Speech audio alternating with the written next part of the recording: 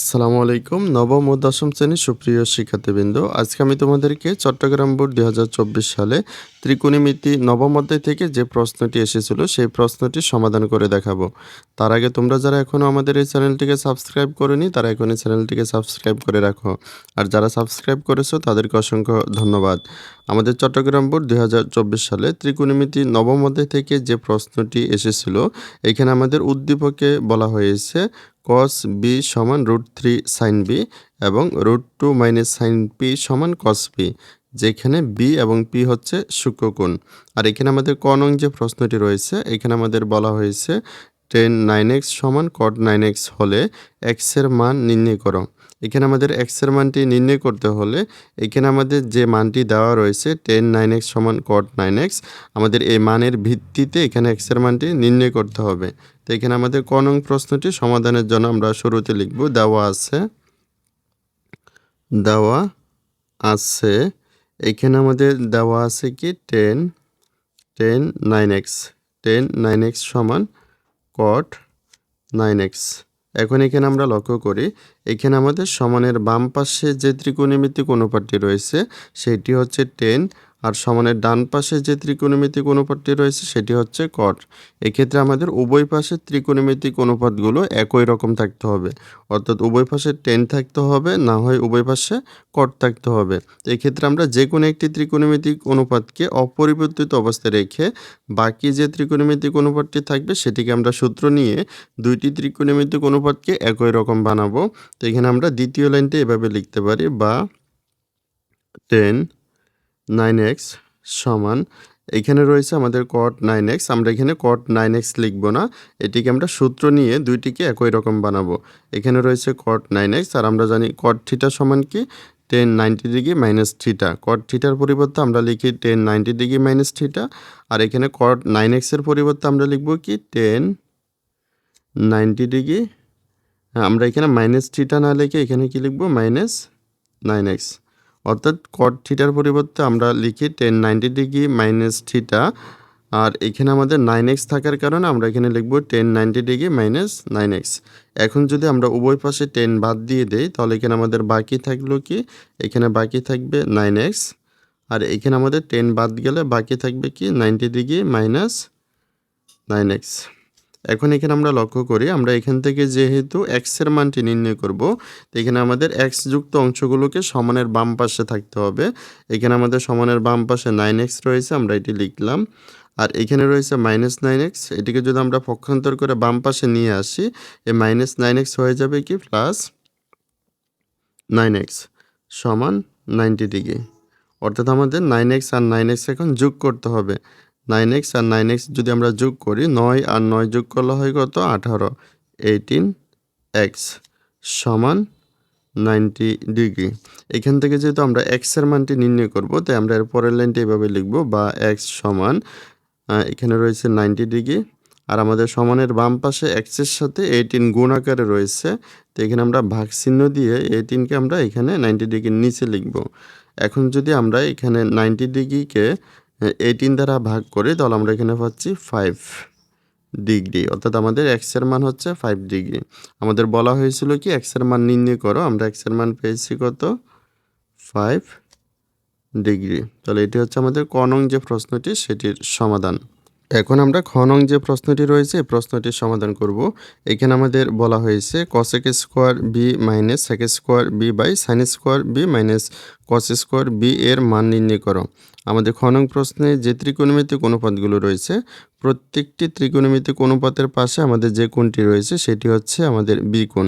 তো আমাদের খ নং প্রশ্নটি সমাধানের জন্য আমাদের শুরুতে বি কোণের মানটি জানা থাকতে হবে, আর আমাদের উদ্দীপকের প্রথম যে অংশটি রয়েছে cos b সমান √3 sin b, এই অংশটির মধ্যে আমাদের বি কোণটি রয়েছে। তাই আমাদের খ নং প্রশ্নটি সমাধানের জন্য আমাদের প্রথমে উদ্দীপকের প্রথম অংশটি থেকে বি কোণের মানটি নির্ণয় করে নিতে হবে। এখানে আমাদের খ নং প্রশ্নটি সমাধানের জন্য আমরা শুরুতে লিখব দেওয়া আছে আমাদের উদ্দীপকের প্রথম অংশটি হচ্ছে কি cos b সমান √3 sin b, √3 sin b। তারপর আমরা এখানে লিখতে পারি এখানে রয়েছে cos b সমান এখন আমরা এখানে লক্ষ্য করি এখানে আমাদের সমানের ডান পাশে √3 সাথে sin b গুণ আকারে রয়েছে। তাই আমরা যদি sin b কে যদি পক্ষান্তর করে বাম পাশে নিয়ে আসি তখন এটি ভাগ হয়ে যাবে, অর্থাৎ cos b এর নিচে আমরা ভাগ চিহ্ন দিয়ে এই sin b কে আমরা বাম পাশে নিয়ে আসলাম sin b। তাই এখানে বাকি থাকবে কি √3। তারপরে আমরা লিখতে পারি এখানে আমরা লক্ষ্য করি এখানে আমাদের রয়েছে cos b by sin b, আর আমরা জানি cot থিটা সমান কি cos theta by sin theta, অর্থাৎ কোথাও যদি cos theta by sin theta থাকে সেটির পরিবর্তে cot থিটা লিখতে হয়। এখানে যেহেতু cos b by sin b রয়েছে তাই এটির পরিবর্তে আমরা লিখব কি cot b সমান √3। তারপরের লাইনটিকে আমরা এভাবে লিখব বা cot b সমান, এখন এখানে আমরা লক্ষ্য করি এখানে আমাদের সমানের বাম পাশে যে ত্রিকোণমিতিক অনুপাতটি রয়েছে সেটি হচ্ছে cot। তাই আমাদের সমানের ডান পাশে যে করে হোক cot আনতে হবে, আর আমাদের ডান পাশে যে মানটি রয়েছে √3 আমাদের দেখতে হবে √3 এই মানটি cot-এর কোনো মানের মধ্যে রয়েছে কিনা। আমরা জানি cot 30 ডিগ্রির মান হচ্ছে √3, তাই আমরা √3 পরিবর্তে এখানে লিখব কি cot 30 ডিগ্রি। এখন যদি আমরা উভয় পাশে cot বাদ দিয়ে দেই তাহলে আমাদের b কোণের মানটি নির্ণয় হবে, b এর মান হবে কত 30 ডিগ্রি। এখন আমরা প্রদত্ত রাশি দিয়ে এখানে আমাদের যে প্রশ্নটি দেওয়া রয়েছে সেটি আমরা লিখব প্রদত্ত রাশি আমাদের প্রশ্নটিতে কি ছিল cosec square b minus sec square b by এখানে ছিল sin square b minus cos square b। এখন আমরা এখানে মান বসিয়ে দিব, অর্থাৎ আমরা b এর মানটি বসাবো। তাই আমরা পরের লাইনটিকে এভাবে লিখতে পারি এখানে রয়েছে cosec স্কয়ার b, আমরা লিখব cosec স্কয়ার b এর পরিবর্তে আমরা লিখব কত 30 ডিগ্রি। তারপরে রয়েছে sec স্কয়ার b, আমরা লিখব sec স্কয়ার b এর পরিবর্তে লিখব 30 ডিগ্রি। আর এখানে রয়েছে কি sin স্কয়ার b এর পরিবর্তে লিখব 30 ডিগ্রি। তারপরে রয়েছে মাইনাস cos স্কয়ার b এর পরিবর্তে লিখব 30 ডিগ্রি। এখন আমরা এখানে মান বসিয়ে দেব। আমাদের প্রথমে রয়েছে cosec স্কয়ার 30 ডিগ্রি, আমরা জানি cosec 30 ডিগ্রির মান হচ্ছে 2, তাই আমরা cosec 30 ডিগ্রির পরিবর্তে এখানে লিখব 2, আর আমাদের cosec এর উপর স্কয়ার রয়েছে তাই আমরা 2 এর উপর স্কয়ার লিখব। তারপরে রয়েছে মাইনাস sec স্কয়ার 30 ডিগ্রি, আমরা জানি sec 30 ডিগ্রির মান হচ্ছে 2/√3, এখানে আমরা লিখব 2/√3। আর এখানে আমাদের sec এর উপর স্কয়ার রয়েছে তাই আমরা 2/√3 এর উপর স্কয়ার দেব। তারপর আমাদের নিচে রয়েছে sin স্কয়ার 30 ডিগ্রি, আমরা জানি sin 30 ডিগ্রির মান হচ্ছে হাফ, এখানে আমরা লিখব হাফ। আর sin এর উপর স্কয়ার রয়েছে তাই এখানে আমরা হাফের উপর স্কয়ার দেব। তারপরে রয়েছে মাইনাস, এখানে রয়েছে কি cos স্কয়ার 30 ডিগ্রি, আমরা জানি cos 30 ডিগ্রির মান হচ্ছে √3/2, এখানে আমরা লিখব √3/2। আর cos এর উপর স্কয়ার রয়েছে তাই আমরা √3/2 এর উপর স্কয়ার দেব। তারপরের লাইনটিকে আমরা এভাবে লিখব এখানে রয়েছে 2 স্কয়ার, 2কে যদি আমরা স্কয়ার করি তাহলে আমরা পাবো 4। তারপরে রয়েছে মাইনাস, এখানে রয়েছে 2/√3 স্কয়ার, আমরা যদি 2কে স্কয়ার করি তাহলে আমরা পাচ্ছি 4। আমরা যদি √3কে স্কয়ার করি √a স্কয়ারে বাদ যাবে, বাকি থাকবে কি 3। আর নিচে রয়েছে আমাদের 1/2 স্কয়ার, আমরা যদি 1কে স্কয়ার করি তাহলে আমরা পাবো 1, আর 2কে স্কয়ার করলে আমরা পাবো 4। তারপরে রয়েছে মাইনাস, এখানে রয়েছে √3/2 স্কয়ার, আমরা যদি √3কে স্কয়ার করি রুট আর স্কয়ার বাদ যাবে, বাকি থাকবে কি 3। আর এখানে রয়েছে 2 স্কয়ার, 2কে যদি আমরা স্কয়ার করি তাহলে আমরা পাচ্ছি 4। এখন এখানে আমরা লক্ষ্য করি এখানে আমাদের রয়েছে 4 - 4/3, অর্থাৎ এখানে একটি ভগ্নাংশ রয়েছে আর এখানে মাঝখানে মাইনাস রয়েছে। আর নিচেও কিন্তু আমাদের দুইটি ভগ্নাংশ রয়েছে আর মাঝখানে মাইনাস রয়েছে। আমরা জানি ভগ্নাংশের যোগবিয়োগের ক্ষেত্রে আমাদেরকে অবশ্যই লসাগু করতে হয়। তো এখানে আমরা প্রথমে লসাগু করব। এখানে আমাদের উপরে যে হরের মধ্যে যে মানটি রয়েছে 3, আমাদের হরের মধ্যে যেহেতু 3 রয়েছে তো এখানে আমাদের লসাগু হবে 3। আমরা লসাগুকে হর দিয়ে ভাগ করি, তারপর প্রাপ্ত ভাগফলকে লব দ্বারা গুণ করি। এখানে আমাদের যেহেতু 4 রয়েছে, এখানে যেহেতু হর নেই, তো এখানে আমরা লসাগু 3কে 4 দ্বারা গুণ করব। 3 4 হবে কত, 3 4 12। তারপরে মাইনাস, এখানে যদি আমরা 3কে 3 দ্বারা ভাগ করি তাহলে আমরা পাবো 1, 1কে 4 দ্বারা গুণ করলে হবে 4। তারপর আমাদের নিচে আমাদের এখানে হরে রয়েছে 4, এখানে হরে রয়েছে 4, এখানে আমাদের লসাগু হবে কত 4। আমরা লসাগুকে হর দিয়ে ভাগ করে তারপর প্রাপ্ত ভাগফলকে লব দ্বারা গুণ করব। 4কে 4 দ্বারা ভাগ করলে হবে 1, 1কে 1 দ্বারা গুণ করলে হবে 1। তারপরে রয়েছে মাইনাস, এখানে আমরা 4কে 4 দ্বারা ভাগ করলে পাবো 1, 1কে 3 দ্বারা গুণ করলে আমরা পাবো 3। তারপরে এখানে আমরা বিয়োগ করব, এখানে আমাদের রয়েছে 12 মাইনাস 4। আমরা যদি 12 থেকে 4 বিয়োগ করি তাহলে এখানে আমরা পাচ্ছি 8, নিচে রয়েছে আমাদের 3। আর এখানে আমরা 1 থেকে -3 বিয়োগ করব, এখানে 3 থেকে যদি 1 বিয়োগ করি তাহলে আমরা পাচ্ছি 2। আর বড় সংখ্যার আগে মাইনাস থাকার কারণে আমরা লিখব -2, নিচে রয়েছে আমাদের 4। তারপরের লাইনটিকে আমরা এভাবে লিখতে পারি, আমাদের এখানে মূল ভাগচিহ্নের উপরে যে ভগ্নাংশটি রয়েছে এটি যেভাবে রয়েছে আমরা সেভাবে লিখব 8/3। তারপরে এখানে আমরা মূল ভাগচিহ্নটিকে গুণ চিহ্ন বানাবো।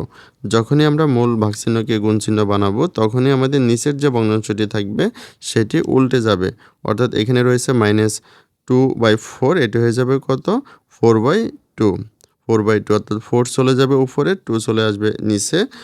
তারপরে এখানে আমরা যদি কাটাকাটি করি তাহলে এখানে আমরা পাচ্ছি 2 দুগুণে 4, আর এখানে আমাদের মাইনাস প্লাসে মাইনাসে আমরা লিখলাম মাইনাস, 8 দুগুণে 16, আর নিচে রয়েছে 3, অর্থাৎ -16/3। এটি হচ্ছে আমাদের খ নং যে প্রশ্নটি সেটির সমাধান। আনসার হচ্ছে -16/3। এখন আমরা গ নং যে প্রশ্নটি রয়েছে এই প্রশ্নটির সমাধান করব। এখানে আমাদের বলা হয়েছে উদ্দীপকের তথ্য অনুসারে পি এর মান নির্ণয় করো। এখানে যেহেতু আমাদের পি এর মানটি নির্ণয় করতে বলা হয়েছে, তাই আমাদের উদ্দীপকের যে অংশটির মধ্যে পি রয়েছে আমাদের সেই অংশটির সাহায্যে পি এর মানটি নির্ণয় করতে হবে। আর আমাদের উদ্দীপকের দ্বিতীয় যে অংশটি রয়েছে √2 - sin φ = cos φ, আমাদের এই অংশটির মধ্যে যেহেতু পি রয়েছে তাই আমাদের এই অংশটির সাহায্যে এখানে আমাদের পি এর মানটি নির্ণয় করতে হবে। তো এখানে আমাদের গ নং প্রশ্নটি সমাধানের জন্য আমরা শুরুতে লিখে নিব দেওয়া আছে এখানে আমাদের উদ্দীপকের দ্বিতীয় যে অংশটি রয়েছে সেটি হচ্ছে কি √2 - sin p = cos p, এটি আমাদের দেওয়া আছে। এখন আমরা এই অঙ্কটিকে চালিয়ে যাওয়ার জন্য আমরা উভয় পাশে বর্গ করব। তো এখানে আমরা এর পরের লাইনটিকে এভাবে লিখব √2 - sin p, এটিকে আমরা কি করলাম বর্গ করলাম।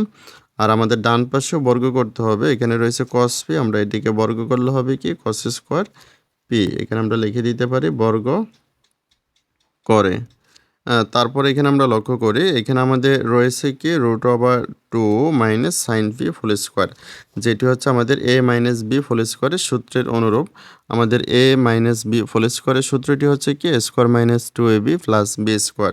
এটিকে যদি আমরা সূত্র আকারে লিখি আমাদের প্রথমে লিখতে হবে a স্কয়ার, অর্থাৎ √2, এটার উপর আমাদের স্কয়ার দিতে হবে, তারপর -2ab, 2ab, a বলতে কি √2 আর b বলতে sin p, তারপরে আমাদের লিখতে হবে plus b square, b square বলতে কি sin স্কয়ার p, তারপরে সমান cos স্কয়ার p রয়েছে সেটি লিখব cos স্কয়ার p।